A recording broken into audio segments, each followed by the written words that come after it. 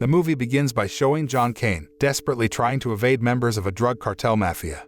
He manages to slip into an air vent and escape, but not before grabbing a mysterious suitcase. Kane then hurries to his car, which members of the mafia are chasing. Despite his attempts to outrun them, they continue to shoot at his vehicle, causing it to spin out of control and crash.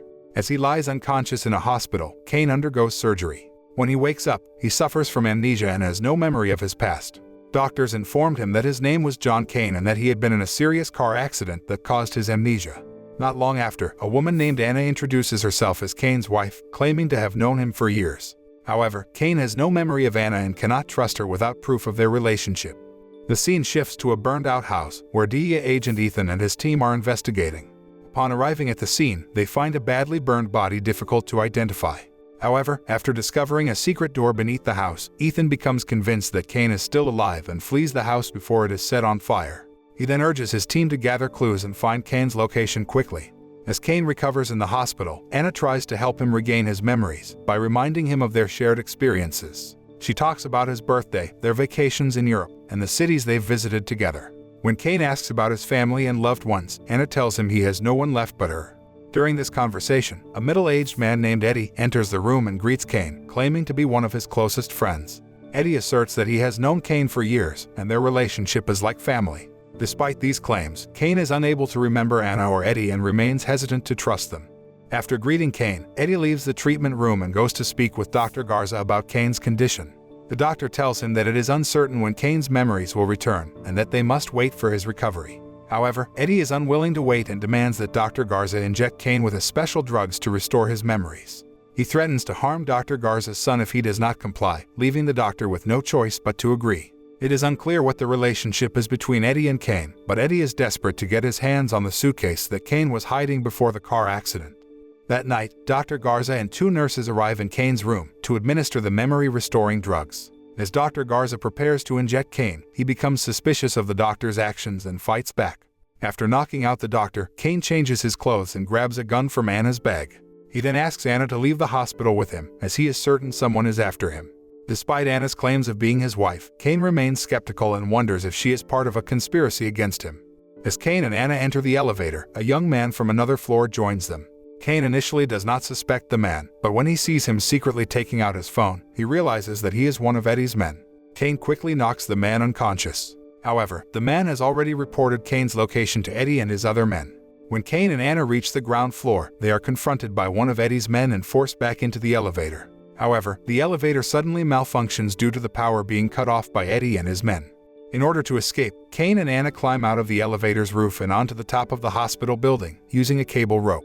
Once there, Kane takes a phone from one of Eddie's men and gets a call from him, who reveals that he is only interested in the briefcase that Kane had hidden before the accident. Eddie demands to know where Kane has hidden the suitcase, but he's still suffering from amnesia, refuses to say anything and hangs up. Eddie and his men go to the security room to track Kane's location via CCTV cameras and instruct their crew to search every floor and room in the hospital for him. Meanwhile, Kane takes Anna to an electrical warehouse and ties her to a chair, demanding to know why Eddie is after him. Anna tells him that she does not know much about the reason for Eddie's pursuit, but she knows that Kane and Eddie have been close friends for a long time. She reveals that Kane is a member of one of the city's biggest drug cartels and has worked with Eddie on various projects for years. However, a few nights ago, after Kane obtained a mysterious suitcase from the general's office, he decided to flee from Eddie. Anna does not know why Kane fled or where he hid the suitcase before the car accident. Upon hearing her story, Kane is shocked and struggles to believe that he was involved in drug dealing, as it goes against his moral code. Anna pleads with Kane to tell her where he hid the suitcase, but he is unable to remember anything about it. She asks him to try and slowly recall the events leading up to the accident, reminding him that they are lovers and must stay together. Kane has a vague image of a female figure in his memory, but he is unsure if it is Anna. After obtaining a weapon from an equipment storage room, Kane goes to the hospital corridor and shoots Eddie's men, killing several of them. He then returns to his treatment room to search for clues about his identity. In his wallet, he finds a piece of paper with the cafe address, bank account number, and phone number. As Kane investigates further, two of Eddie's men ambush him and use drugs to subdue him. Despite being under the influence of the drug, Kane continues to fight Eddie's men and manages to defeat them. However, more of Eddie's men arrive, and a new fight ensues. Kane is able to defeat them all and flees the room. He is then pursued by Roy, who engages him in a fierce fight. Kane could defeat him and get away from there. As he tries to escape through the back door of the hospital kitchen, Roy shows up again and corners Kane, who engages him in another fight. In the end, Kane can defeat Roy and kill him. Dr. Garza appears in the room and reveals the truth about Kane's past to him. According to information provided by Eddie, Kane had stolen a secret suitcase from General Montejo, a corrupt commander in the U.S. military who protects drug cartels in various states in exchange for wealth and power. Dr. Garza explains that Eddie is a drug cartel leader protected by General Montejo and that the suitcase likely contains valuable information owned by the general. He reveals that Eddie forced him to inject Kane with special drugs to restore his memories and reveal the suitcase's location. When Dr. Garza attempted to inject the drugs, Kane fought back and attacked him. Upon learning this, Kane agrees to be injected with the drugs so he can understand the current situation and clarify the events leading up to the accident. As Kane's memory returns, Eddie and his men become increasingly concerned about the threat he poses, and they work to find and capture him. They close off all exits from the hospital and cut off the electricity in an effort to trap him. When Kane tries to leave, he finds that all exits are blocked. He then tries calling the phone number he found in his wallet and discovers that it belongs to Ethan, an agent of DEA. Ethan asks Kane for his location, but Kane does not know where he is and asks Ethan to track his coordinates. Ethan reveals that Kane is actually a member of the DEA, working to capture a drug cartel network in the U.S. This information conflicts with what Anna told him about being a drug cartel member, leaving Kane confused about who is telling the truth. Kane tells Ethan about his amnesia and the car accident.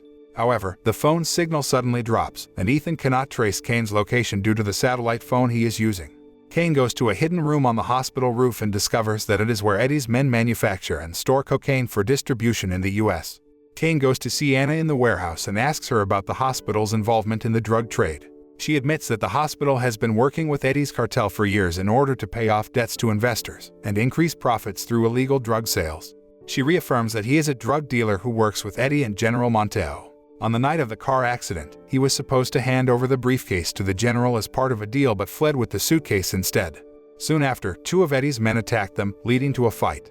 Kane defeats them, but more of Eddie's men arrive through the emergency stairs. He uses a gas canister to create an explosion and kill them all. After the explosion, Anna rushes to find a cure for Kane's wounds, and Kane calls Ethan again to tell him about the cafe address and bank account number he found in his wallet. Despite his lack of memory, Ethan again tries to convince Kane that he is a DEA officer, undercover as a drug dealer to catch Eddie and General Montejo. After the call, Ethan urges his team to track down Kane's location at any cost. Anna returns with medicine and treats his wounds before the two of them leave the room. Realizing that Eddie's men are still searching the hospital corridors, Kane and Anna decide to escape through the air vents. However, Kane's phone rings again, and Eddie discovers their location, firing shots into the air vent channel. Kane and Anna narrowly escape and decide to go in a different direction. They eventually end up in the hospital church, where they are confronted by Diego, one of Eddie's men. Diego points a gun at Kane and expresses his disappointment at his betrayal, accusing him of stealing a secret suitcase and running off with $23 million that were meant to be given to General Montejo. After hearing this, Kane finally remembers receiving $23 million from General Montejo and that the money is in the account he found in his wallet. Kane asks Diego to contact Eddie so that he can talk to him directly. After pushing Diego out of the building, Kane asks Eddie to meet him on the hospital roof. However, Eddie secretly orders a hired sniper to watch Kane from the roof of the opposite building and signal when to open fire. As Kane confronts Eddie on the roof, the tension between them reaches a breaking point. Meanwhile, Ethan and his team had finally tracked down the location of Kane, who was being held in a small hospital that had been converted into a drug manufacturing factory by Eddie's cartel. The police gave the DEA team 6 hours to rescue Kane from the building, threatening to blow it up if they failed. That night, Kane met Eddie on the hospital rooftop, where Eddie revealed that he was a police agent, working undercover to take down the drug network protected by General Montejo. However, Kane was skeptical of Eddie's claims, as the information he had received from Anna differed from what he was telling him. Eddie asked Kane where he had hidden the secret suitcase that was meant to be delivered to General Montejo, but he refused to give him the information. Kane had regained his memories and remembered hiding the suitcase in a hidden warehouse in the hospital. However, during their conversation, Eddie accidentally moved his hand, causing the hired snipers to misinterpret the gesture as a signal for help. They began firing at Eddie and Kane. After narrowly avoiding the bullets, Eddie was forced to confess that he was not actually a member of the police. Eddie, one of the bosses in General Montejo's protected drug cartel, had been friends with Kane for several years. However, when the other bosses learned that Kane was a police officer, they pressured Eddie to kill him. Faced with no other choice, Eddie decided to eliminate Kane. Upon learning all of this, Kane quickly fled, jumping from the hospital roof to another building.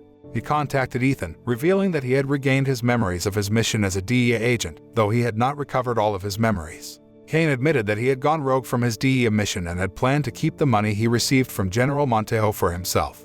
He apologized for betraying the police and promised to help the DEA arrest Eddie and other members of the cartel. Cain requested that Ethan send a heavily armed special forces team to storm the hospital at dawn. The following morning, Eddie and his men decided to evacuate all of the nurses and doctors at the hospital and take them hostage. At the same time, Anna approached Cain and asked him to reveal the suitcase's location, explaining that the country's safety was at stake. She revealed her identity as a CIA agent assigned to secure the briefcase before it fell into the wrong hands, but Cain was still hesitant to trust her completely and rushed off, leaving her behind. Upon learning that Eddie intended to kill one of the nurses in the hospital lobby, Cain intervened and asked him to meet on the 5th floor. When Eddie arrived, he suddenly opened fire on Cain, leading to a shootout between them. After Cain's gun ran out of ammunition, he lured Eddie into a room, and the two engaged in a fierce hand-to-hand fight. Eddie almost killed Cain, but Anna arrived just in time and shot Eddie dead. At the same time, after seeing Anna for what felt like the 100th time, Cain finally remembered that she was the woman from his memories and that they had been in a relationship for several years. Anna had managed to retrieve the suitcase from its hidden location in Dr. Garza's room, and the two fled from the hospital. Meanwhile, Ethan and his team defeated Eddie's men and rescued the hostages. When Ethan's men tried to take the suitcase from Cain, he attacked them and demanded what was inside. Ethan was forced to reveal that the suitcase contained evidence of crimes committed by high-ranking officials, including the President of the United States. Ethan had been using Cain to obtain the suitcase on orders from the President. Upon learning this, Cain and Anna decided to kill Ethan and his men and take the suitcase with them.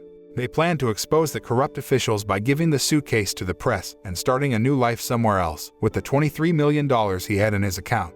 The moral that we can learn from the movie is that no matter how well a crime is covered up, it will eventually be exposed, and justice will be served to those brave enough to fight for it.